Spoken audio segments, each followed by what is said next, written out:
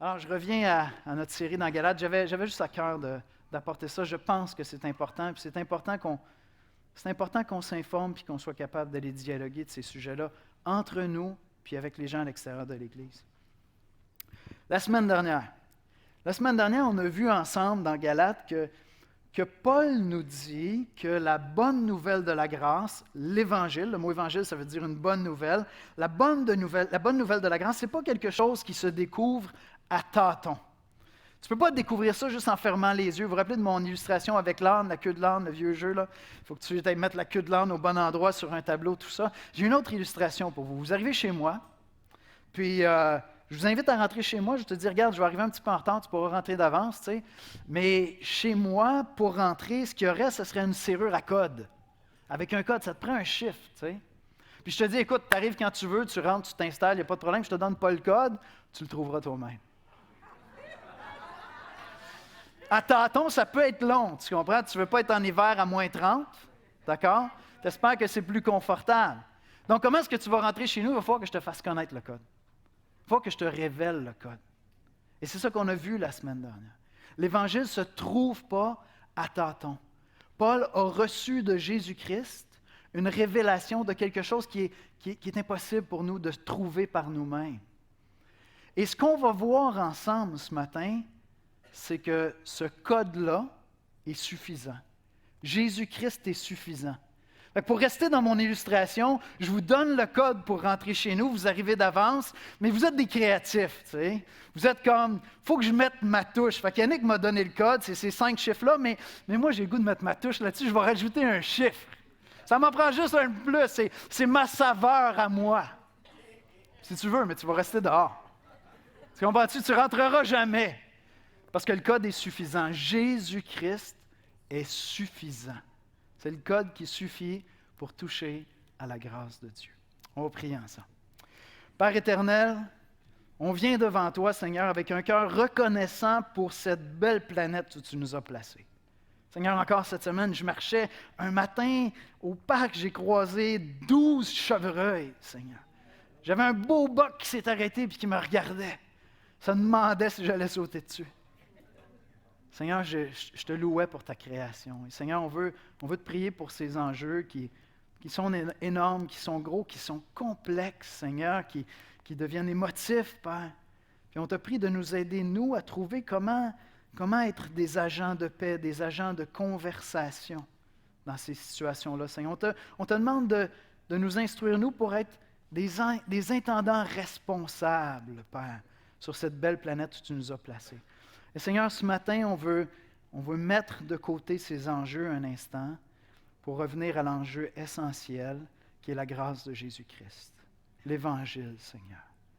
Je te prie, Père, de venir parler à nos cœurs de la beauté de l'œuvre que Jésus a accomplie sur la croix pour nous, Seigneur. Et viens nous convaincre, dans ta bonté, que Jésus-Christ est suffisant. C'est en son précieux nom que nous te prions. Amen. On va écouter la lecture de la parole de Dieu. La lecture de ce matin est tirée de l'Épître aux Galates, au chapitre 2, les versets 1 à 10. Je vais lire la nouvelle édition Genève.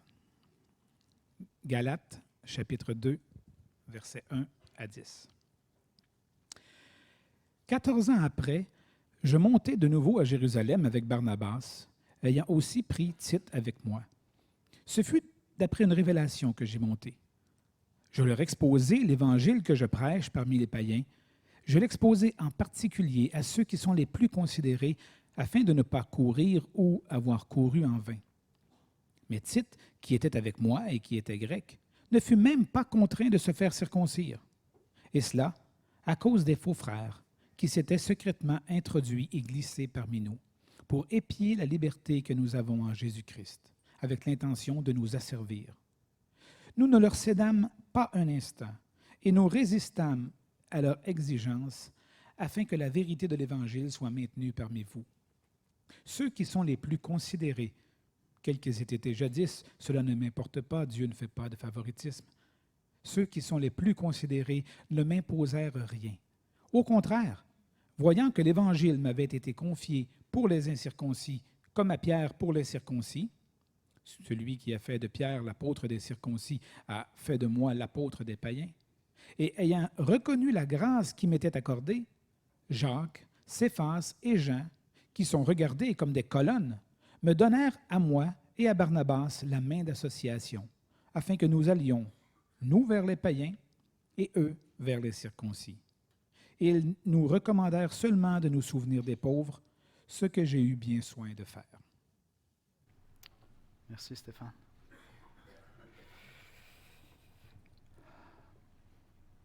Jésus-Christ est suffisant. C'est le code qui suffit pour avoir la grâce. Puis si j'ajoute quelque chose, je suis en train de perdre la bonne nouvelle. Mais c'est difficile de vivre sous la grâce. C'est comme malaisant. Je ne sais pas si vous vous rappelez de l'illustration la semaine dernière avec le gaucher puis le droitier. Je disais c'est comme si par nature on est droitier, puis en ce sens qu'on veut par nous-mêmes rentrer dans les faveurs de Dieu, dans les bonnes grâces de Dieu. Toutes les religions de la terre te proposent des moyens de plaire à Dieu. Justifier devant Dieu à travers des choses que tu vas faire. Et Paul était dans ce système-là où il connaissait tous les gestes à faire pour dire « Moi, je suis sûr que je suis dans les bonnes grâces de Dieu. » Puis, paf, Jésus-Christ lui apparaît, puis il dit « Non, c'est pas ça. » Il y a quelque chose de fondamental qui était là dans l'Ancien Testament, c'est la notion de la grâce. Le salut est un don que Dieu nous fait. C'est une grâce que Dieu nous fait. Vous vous rappelez l'autre illustration? Je dis, lorsque tu trouves un nouvel emploi, puis tu as voulu cet emploi-là ardemment, puis tu es reconnaissant d'avoir ce travail-là, c'est quoi ton réflexe? C'est que tu vas vouloir comme entrer dans les bonnes grâces de ton employeur. Tu vas vouloir performer pour ton employeur. Tu ne vas pas juste le voir en lui disant tous les jours « Merci, merci, merci, merci, merci, merci, merci. » À un moment donné, il va dire « Va travailler. » tu sais. Puis là, tu veux bien travailler pour être dans ces bonnes grâces. Mais là, lorsque tu arrives dans l'Évangile, lorsque tu arrives dans les Écritures, quand tu arrives avec Dieu, la notion de la grâce, c'est que tu ne peux pas entrer dans les bonnes grâces de Dieu. La grâce t'est donnée. Et on est tous des droitiers qui découvrons la grâce, puis là, j'ai eu un anévrisme au cerveau, je ne peux plus travailler de la main droite, il faut que je travaille de la main gauche, puis c'est malaisant cette affaire-là. La grâce est malaisante pour nous parce qu'on a le réflexe de vouloir comme qu'est-ce que je peux faire pour être dans les bonnes grâces de Dieu? Puis là, Dieu dit, tu ne peux rien faire. Il faut que tu acceptes que tu es sauvé par grâce, il faut que tu t'abandonnes à ma grâce. Essaie pas d'ajouter quelque chose au code, tu vas le bousiller. C'est juste la grâce. Et toute notre vie chrétienne, on apprend à fonctionner comme des gauchers qui ont été droitiers toute leur vie. Puis on apprend à vivre sous la grâce de Dieu. Voici comment je résumerai l'exposé de ce matin. Ce matin, on va voir que Jésus-Christ seul est notre liberté. Jésus-Christ seul est notre liberté et tout ce qu'on y ajoute n'est plus une bonne nouvelle. L'Évangile, le mot Évangile veut dire bonne nouvelle. Tout ce que j'ajoute à Jésus-Christ vient bousiller l'Évangile. Tout ce que j'ajoute à Jésus-Christ fait que ce n'est plus une bonne nouvelle. Christ seul est notre liberté. Pour se mettre dans le contexte, qu'est-ce qui se passe lorsqu'on retrouve Paul à cet endroit-là dans Galates? Bien Paul, au début de notre passage, au verset 1, dit « 14 ans après, je montai de nouveau à Jérusalem. » Alors, juste pour se remettre dans le contexte, Paul était un Juif extrêmement zélé. C'était un Juif hyper appliqué. Aujourd'hui, on dirait que c'est un Juif intégriste, pratiquement. Parce que son zèle le menait même à dire, écoutez, il y a une secte juive qui est sortie des Juifs qui disent que Jésus de Nazareth, c'est le Messie qu'on attend depuis toujours dans l'Ancien Testament. Et puis ça, c'est pas vrai. Fait que moi, ce que je vais faire, donnez-moi des lettres, je vais aller partout où cette secte chrétienne-là est en train de se former, puis je vais aller arracher ces gens-là, je vais les livrer aux autorités, on va les mettre à mort, on va s'en débarrasser. Je veux dire, intègre, intégriste, OK? Il était vraiment dedans. Là, l'apôtre Paul est convaincu que c'est ça la vérité. Il est vraiment zélé pour Dieu. Il y a un zèle pour Dieu, il y a un zèle pour la parole. Il nous dit, j'étais intègre dans cette démarche-là. Puis un jour, Christ lui apparaît, Jésus-Christ lui apparaît, puis il dit, mais qu'est-ce que tu fais là, mon homme? Catastrophe! Le Dieu que tu essaies de servir, c'est celui que tu persécutes. Le Messie que tu attends, c'est celui que tu es en train de persécuter en persécutant ses disciples. Puis là, l'apôtre Paul découvre la grâce. Il comprend qu'on est sauvé par grâce. Fait que le gars, du jour au lendemain, il devient le prédicateur du message qu'il persécutait avant. Avec le même zèle qu'il avait pour défendre la loi puis attaquer les chrétiens, il se met à prêcher l'Évangile puis défendre les chrétiens. Personne n'y comprend rien, mais lui, il est là, il est zélé, puis pendant 14 ans, il va annoncer l'Évangile de Jésus-Christ. Puis des centaines de personnes vont venir à croire en Jésus-Christ. Des Juifs vont devenir des Juifs chrétiens. Des non-Juifs vont devenir des chrétiens. Ils vont se convertir. Puis Paul annonce la grâce, la liberté. Mais là, progressivement, il rencontre une certaine résistance, même dans l'Église. Parce qu'il y a des Juifs qui ont cru que Jésus de Nazareth, c'est vraiment le Messie qui est annoncé dans l'Ancien Testament, mais ils disent, bon, OK, c'est vraiment le Messie. Fait que là, maintenant, ce qu'on va faire, c'est qu'on va aller, puis on comprend même que ce message-là s'adresse aussi aux non-Juifs. Donc, on va aller avec toi annoncer ce message-là, cette bonne nouvelle-là aux non-Juifs. Ils vont devenir Juifs, puis après ça, ils vont croire en Jésus, ou simultanément la patente. On va les judaïser pour les christianiser. Il va falloir qu'ils deviennent juifs pour être chrétiens parce que nous, c'est comme ça qu'on a connu Dieu. On pratique les traditions juives, puis là, on découvre que ces traditions-là, la parole particulièrement, annonçait Jésus le Messie. Bon, mais il va falloir que toute la gang passe par là, puis qu'ils deviennent ça. Puis là, Paul, il dit non, ça ne fonctionne pas, vous ne comprenez pas. Toute l'histoire de l'Ancien Testament, c'est que les Juifs n'ont pas réussi à satisfaire la justice de Dieu avec la loi. On va y revenir plus loin, on va développer ça, c'est ce qu'il développe un peu plus loin dans Galates. Mais il dit non, vous ne comprenez pas, il ne faut pas leur faire porter ce même fardeau-là pour qu'après ça, ils en soient libérés par la grâce. La grâce nous libère, nous donne la liberté du péché, la liberté même de la loi qui servait à nous montrer qu'on était pécheurs. Comme je vous dis, on va revenir sur ça. Puis Paul dit non, ça ne va pas. Mais de plus en plus, il rencontre de l'opposition par des gens qui disent croire en Jésus-Christ, mais qui disent si tu veux devenir chrétien, il va premièrement falloir que tu deviennes juif, puis ensuite tu deviendras chrétien. Tu vas commencer par passer par toutes les traditions juives, puis ensuite de ça, tu pourras croire. Là, Paul, il dit non, vous ne comprenez pas, ça dénature l'Évangile. On perd la bonne nouvelle si on ajoute quelque chose à Christ. Alors, ce que Paul fait, c'est qu'il se rend à Jérusalem pour aller voir s'il prêche exactement le même évangile que les apôtres à Jérusalem. Parce qu'il se dit, si les gars là-bas, qui ont vraiment l'assentiment, qui sont reconnus comme ceux qui étaient avec Jésus de son vivant sur la terre, se mettaient à dire, non, il faut que tout le monde devienne juif avant de devenir chrétien, il dit, là, tout mon travail est en vain, là. Ça ne marche pas du tout, là. Donc, il s'en va valider avec eux, et c'est ça qu'il nous est dit dans les versets 1 et 2. 14 ans après, je montai de nouveau à Jérusalem avec Barnabas, ayant aussi pris Tite avec moi, et ce fut d'après une révélation que j'y montai. Je leur exposai l'Évangile, la bonne nouvelle que je prêche parmi les païens, je l'exposai en particulier. Cette visite-là est un petit peu plus secrète. À ceux qui sont les plus considérés afin de ne pas courir ou avoir couru en vain. Il veut être sûr que les gars là-bas présentent exactement. On s'entend, c'est ça la révélation, c'est ça l'Évangile. C'est ça qu'il s'en va faire à ce moment-là. Et quel est cet Évangile que Paul prêche? Bien, on a un résumé dans une autre lettre de Paul. Je vous le résume ici ainsi, dans 1 Corinthiens 15 et versets 3 à 7. Je vous ai enseigné avant tout, comme je l'avais aussi reçu, que Christ est mort pour nos péchés, selon les Écritures, ce qui avait été annoncé dans l'Ancien Testament, qu'il a été enseveli et qu'il est ressuscité le troisième jour, selon les Écritures, ça avait été annoncé dans l'Ancien Testament, et qu'il est apparu à Pierre, aux Céphas, puis aux 12. Ensuite, il est apparu à plus de 500 frères à la fois, dont la plupart sont encore vivants et dont quelques-uns sont morts. Ensuite, il est apparu à Jacques, puis à tous les apôtres, dont il est lui-même. Ça, c'était l'Évangile qu'il annonçait. Mais il y avait ces Juifs qui se disaient chrétiens, qui disaient reconnaître que Jésus, c'est vraiment le Messie, qui voulaient en réalité que les non-juifs qui se convertissent deviennent premièrement juifs. Puis j'ai vraiment aimé cette image que Ray Ortlund utilise.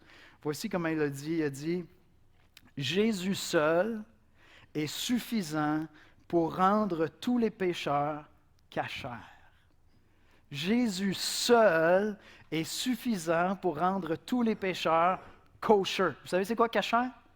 C'est la condition qui est nécessaire, le traitement fait à des aliments pour qu'un juif se sente libre de manger.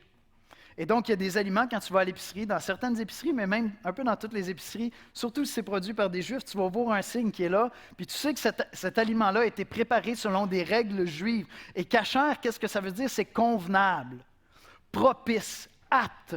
Je peux en manger parce que c'est cachère. Puis les Juifs qui avaient cru en Jésus disaient, si tu veux devenir cachère pour Dieu, il va falloir que tu pratiques les traditions juives. Puis Paul il dit, non, non, non, Jésus est suffisant pour que tu sois cachère. Je pense que Paul voulait tester ça. Il a décidé d'amener avec lui un serviteur, un chrétien qui était en fait un non-juif qui s'était converti. Tite qui était avec lui, un précieux serviteur. Tite était un non-juif qui est devenu chrétien et donc qu'on n'avait pas soumis à toutes les traditions juives. Or, une des traditions, c'est quoi? C'est quoi? La circoncision. Un grand esprit au bureau a dit cette semaine, je ne le nommerai pas, il a dit, il y en a qui voulaient qu'on en coupe un petit bout à titre. D'accord? Michel. Excuse-moi, Michel, je suis désolé. Bon, ceux qui ne l'ont pas compris, ça fait partie des leçons de québécois ce matin, d'accord? Vous demanderez à un Québécois de vous traduire ça en français, je n'irai pas plus loin que ça, d'accord? Mais donc, Paul, il amène avec lui un non-juif. Puis il dit, je vais aller vérifier ça. Qu'est-ce que les gars vont faire? Est-ce que les gars vont dire, hey, attends un petit peu, wow, wow, wow, wow. Est-ce qu'il est circoncis, celui-là? Parce que des Juifs, c'était la marque chez l'homme qu'il était juif, d'être circoncis. On le faisait chez les enfants en bas âge, très bas âge. Est-ce qu'il est circoncis, celui-là? Puis là, il dit, ils n'ont même pas demandé qu'il soit circoncis. C'est comme s'il y avait sa preuve avec lui. Quand je me suis converti, quand je suis devenu chrétien, j'aspirais au ministère, puis j'ai commencé à être formé, tout ça, puis je me souviens, M. Keefe, qui était un pasteur ici à l'Église, qui était en fait un missionnaire qui venait de l'Ontario. À un certain moment donné, il retournait vers les églises là-bas qu'il supportait financièrement, puis il dit, « Esther, Yannick, est-ce que vous voudriez venir avec moi? Je vais aller présenter un Québécois qui s'est converti puis qui s'en va dans le ministère pastoral. » Il venait montrer les fruits de l'Évangile. Et c'est ce que Paul fait avec Tite. Puis Paul fait un petit test, il dit, « Est-ce qu'il va falloir le circoncire, celui-là? » Et les apôtres disent, « Non. Pas nécessaire de le circoncire, parce que Tite était cachère, juste avec la foi en Jésus-Christ. Seulement avec la foi en Jésus-Christ, il n'y avait pas besoin de passer par là. Puis ça nous fait penser un passage, ça m'a fait penser un passage dans Jérémie 4:4. On est dans l'Ancien Testament, puis Dieu va adresser le fait que la vraie circoncision, ce n'est pas la circoncision physique, c'est la circoncision du cœur. C'est-à-dire que la circoncision était un signe physique de ta consécration à Dieu. Voici ce que Dieu dit dans Jérémie 4:4. « Circoncisez-vous pour l'Éternel, circoncisez vos cœurs, hommes de Juda et habitants de Jérusalem, de peur que ma colère n'éclate comme un feu et ne s'enflamme sans qu'on puisse l'éteindre à cause de la méchanceté de vos actions. » Dieu a toujours eu beaucoup plus à cœur la consécration du cœur que les signes extérieurs. Les signes extérieurs ont toujours été des éléments qui nous aidaient à penser à ce que Dieu veut dans notre cœur. Et donc, l'apôtre Paul va dire dans une autre de ses lettres, pour rester sur le thème inspirant de la circoncision, il dit dans Philippiens 3, « Car les circoncis, c'est nous qui rendons à Dieu notre culte par l'Esprit de Dieu, qui nous glorifions en Jésus-Christ et qui ne mettons point notre confiance dans la chair. » Donc, aux yeux de Paul, Tite était circoncis de cœur. Aux yeux de Paul, Tite était cachère devant Dieu. Il était kosher. Dieu l'admettait seulement à cause de l'œuvre de Christ, seulement à cause de sa foi en Christ. Ce ne sont pas des subtilités dont on parle ce matin.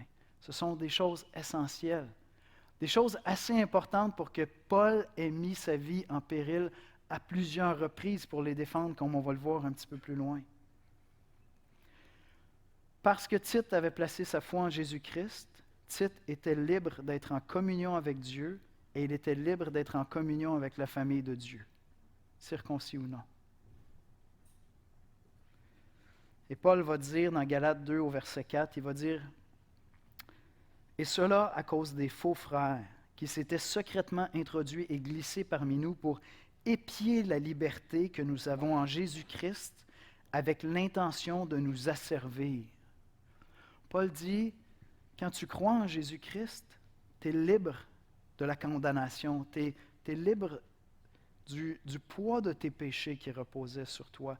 Tu es libre de cette loi qui servait fondamentalement à te diriger vers Dieu, mais à te condamner. Paul dit, tu es libre d'être en communion avec l'Église. Mais il dit, il y avait quelques faux frères qui venaient épier notre liberté dans le but de nous asservir, de nous ramener sous la loi.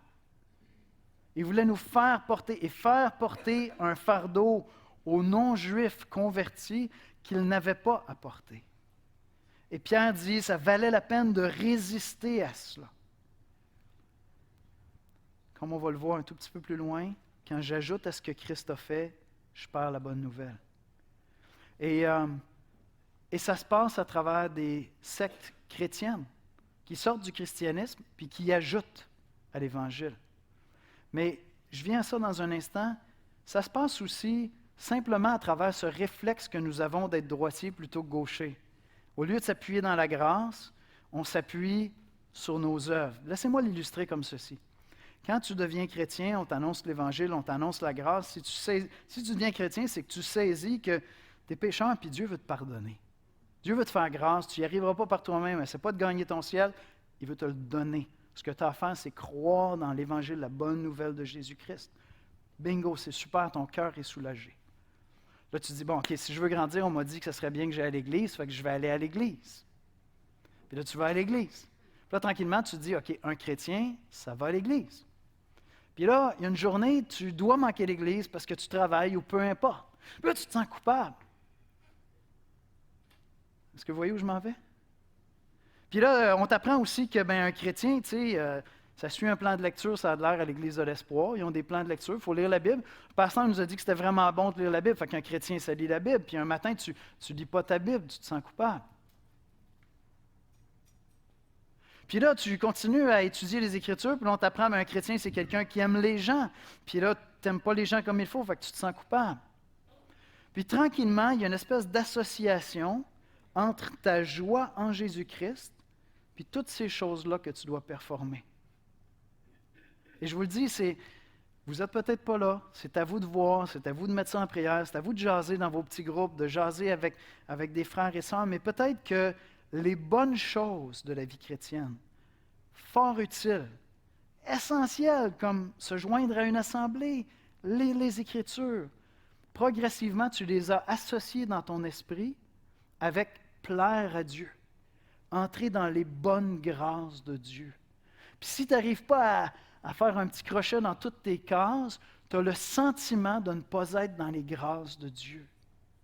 Est-ce que vous voyez comment, pratiquement, au quotidien, je peux perdre la joie de l'Évangile en faisant des fausses associations? Oui, si je néglige d'aller à l'Église, si je veux grandir, si je veux marcher selon Dieu, je vais me repentir de ça. Je veux dire, il faut que je me joigne à une assemblée, c'est important. Les chrétiens, c'est une vie communautaire, ce n'est pas une vie solitaire. Si je veux vraiment grandir, puis j'ai l'opportunité d'avoir une Bible, je veux lire la Bible, c'est toutes des choses excellentes. Mais il y a une association qui se fait. Je vous dis, on est des droitiers, on est des gens religieux par réflexe, puis on associe ça avec la grâce. Je vais me mettre dans les bonnes grâces de Dieu ce matin, je vais lire ma Bible. Non, tu es déjà dans les bonnes grâces de Dieu, parce que tu as cru en Jésus-Christ. Et tu vas lire ta Bible parce que tu veux entrer en communion davantage avec Dieu. Tu veux être plus près de Dieu, tu veux qu'il te parle, tu veux te remplir. Est-ce que vous me suivez? Fait que laissez-moi vous donner une illustration très personnelle. Je grandis dans ma vie chrétienne, j'avance, je lis les Écritures, j'apprends qu'un chrétien, c'est quelqu'un qui a été aimé de Dieu, donc qui aime les gens autour de lui. Fait que moi, je me dis, il faut que j'aime mon épouse, il faut que j'aime mes enfants. Mais on est tous un peu messed up à quelque part. Excusez l'anglicisme, on est tous un petit peu tout croche dans le cerveau. Hein? Moi, une des manières que ça s'exprime, c'est que personnellement, là, par réflexe, je me sens responsable du bonheur des gens autour de moi. Je pense comme ça par défaut. Je suis responsable du bonheur des gens autour de moi. Puis là, je lis dans les Écritures que je suis censé aimer les gens autour de moi. Là, dans ma tête, il y a une association qui se fait. Si les gens autour de moi ne sont pas heureux, peut-être que ça ne marche pas ma vie avec Dieu, peut-être que ça ne marche pas ma vie chrétienne, peut-être que je ne suis pas dans les grâces de Dieu. Puis je prends ce fardeau-là sur mes épaules. Puis là, un jour, j'ai un chrétien, un frère qui m'aime beaucoup, qui me dit, « Yannick, est-ce que tu penses que tu es responsable de leur bonheur? C'est ça que Dieu te dit? » Puis j'ai réalisé que c'est ça que je croyais. Il l'a dit, puis j'ai dit, mais oui, c'est niaiseux. Je suis responsable de les aimer, mais je ne peux pas être responsable de leur bonheur. C'est entre eux et Dieu. Je ne peux pas être responsable. Mais je n'ai même pas dit ça parce que j'ai dit, tu veux que je te dise la vérité? Je vais dire ce que je pense croire, puis je vais dire ce que je crois. Puis ce que je crois, c'est que je suis responsable de leur bonheur. Et je portais ce fardeau-là pour être dans les bonnes grâces de Dieu. Je suis responsable de leur bonheur parce que j'avais lu dans les Écritures que je suis responsable d'aimer les gens autour de moi. Et je n'étais pas capable de m'abandonner à la joie de la grâce, de dire, j'ai la faveur de Dieu, par conséquent, je veux aimer les gens autour de moi. Si je peux contribuer à leur bonheur, génial. Je ne peux pas être responsable de leur bonheur. Je n'ai pas apporté ce fardeau-là. Et je prends le temps de vous donner cet exemple-là. Là, vous allez dire, aïe, c'est bien compliqué ton affaire. Oui, mais c'est parce que la parole est riche, puis quand elle vient s'appliquer dans nos vies, elle s'applique de manière différente dans chacune de nos vies. Pour toi, c'est peut-être ta performance au travail. Pour toi, c'est peut-être ta performance comme chrétien. Pour un autre, c'est d'autres choses. Il y a toutes sortes de choses, mais gardez à l'esprit qu'on a ce réflexe de vouloir redevenir des droitiers, essayer de cocher des cases pour entrer dans les bonnes grâces de Dieu, alors qu'on devrait être des gauchers. C'est malaisant, mais abandonne-toi à la grâce de Dieu. Lève-toi le matin en te regardant dans le miroir et tu dis, il y en a que tu as cru en Jésus-Christ. Tu as la faveur de Dieu. Peut-être qu'aujourd'hui, il va te montrer des endroits où tu as péché, tu as attristé l'Esprit de Dieu. Tu vas te repentir de ces choses-là. Dieu ne t'aime pas moins pour autant. Dieu t'aime parce que c'est en faveur de la grâce de Jésus-Christ qu'il t'aime, pas en faveur de tes performances. Et donc, je ne sais pas comment ça s'applique dans votre vie, mais il n'y a personne ici qui est exclu de ce réflexe-là, de vouloir ajouter des performances, ajouter des choses à ce qui est complet en Jésus-Christ. Si vous avez cru en Jésus-Christ, vous êtes kosher. Vous êtes convenable, apte à entrer dans la présence de Dieu. Et il n'y a rien que vous pouvez faire, y ajouter, qui va faire que vous allez l'être davantage. Et c'est à vous de chercher dans la prière, en jasant avec des amis, avec des frères et sœurs, dans les petits groupes, de dire, comment ça se manifeste ça dans ma vie? Quand est-ce que je perds la joie de la grâce? Et est-ce que c'est ça qui est en train de se passer? Puis demandez à Dieu de vous montrer comment ça s'exprime dans votre vie, ces choses-là. Maintenant, ça implique quelque chose d'important, puis c'est la deuxième portion du passage avec Paul. Voici comment je le résume. Jésus-Christ plus quoi que ce soit égale rien. Plusieurs d'entre vous vous rappelez du livre qu'on a utilisé, que je pense qu'on vend encore ici. Jésus plus rien égale tout. Jésus est suffisant. Mais si ça c'est vrai, le contraire ou l'autre formule est aussi vraie. Jésus plus quoi que ce soit égale rien. Jésus plus quoi que ce soit égale rien. Rappelez-vous de mon code. Si tu ajoutes un chiffre, tu n'as plus le code. Tu l'as perdu. Paul dit au verset 5, « Nous ne leur cédâmes pas un instant et nous résistâmes à leurs exigences afin que la vérité de l'Évangile soit maintenue parmi vous. » Je vous lis une citation d'un des commentaires que j'aime bien pour étudier le livre aux Galates. « Aujourd'hui, il semblerait ridicule que quiconque insiste pour que tous les non-juifs soient circoncis avant de devenir chrétiens ou de s'unir à l'Église. Toutefois, cette évolution historique ne doit pas nous faire oublier que si les termes du débat ont changé, aujourd'hui, ce n'est plus la question, là, est-ce qu'il faut que tu te fasses circoncire, ça s'en va ailleurs. La lutte de Paul pour la liberté chrétienne et la vérité de l'Évangile sont loin d'être un sujet mort, comme le montre le commentaire de Luther. Alors, Martin Luther, la grande réforme protestante, c'était encore ça la question qui était présente à ce moment-là. Les êtres humains essaient en permanence d'ajouter quelque chose à l'œuvre du salut de Dieu. Ce peut être Jésus-Christ plus la messe, Jésus-Christ plus le baptême d'eau, Jésus-Christ plus les bonnes œuvres, Jésus-Christ plus une expérience charismatique. L'argument de Paul est que rien, absolument rien ne peut être ajouté ou mélangé avec Christ en tant que fondement de notre acceptation avec Dieu. Notre espoir est construit sur Jésus-Christ et rien d'autre. Absolument rien d'autre. Et nous avons ce beau privilège, cette belle responsabilité de protéger ce message-là de l'Évangile. Puis ce message-là va toujours être menacé. Parce que l'être humain est inconfortable avec la grâce. Par nature, nous ne sommes pas confortables avec la grâce. Ah, tu m'as aimé, Dieu, maintenant je vais te dire merci en te prouvant que tu as vraiment bien fait de m'aimer. Non, il m'a aimé à cause de ce que Christ a fait sur la croix. Et moi, j'ai saisi ça par la foi. Et je suis entré dans la grâce. Marcher dans la grâce, vivre dans la grâce, c'est inconfortable. Parce que, par nature, même notre vieille nature veut nous ramener à cet endroit-là où on va ajouter des choses à l'Évangile. Et on a ce privilège-là, cette grâce-là de défendre cet Évangile. C'est un privilège. Paul dit, nous ne leur cédâmes pas un instant.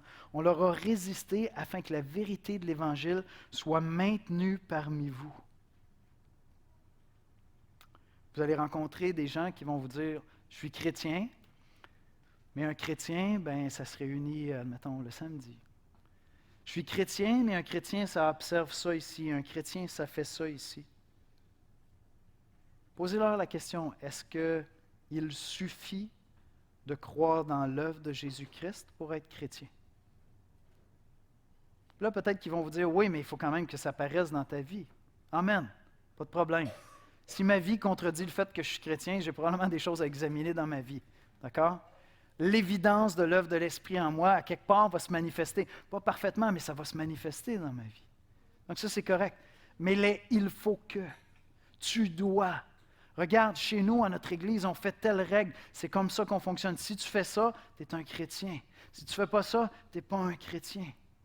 Et nous avons cette responsabilité de protéger l'intégrité de l'Évangile avec nos enfants. Parce que vos enfants, vous allez les amener à l'Église, vous allez les aider à étudier la Bible, puis vous allez voir, ils vont enregistrer des choses que vous ne direz même pas. Ils vont dire, ah oui, OK, un chrétien, ça fait tout ça. Quand on va en Haïti, je pense que je l'ai déjà mentionné, c'est une illustration. Je demanderai aux musiciens de venir me rejoindre à l'avant.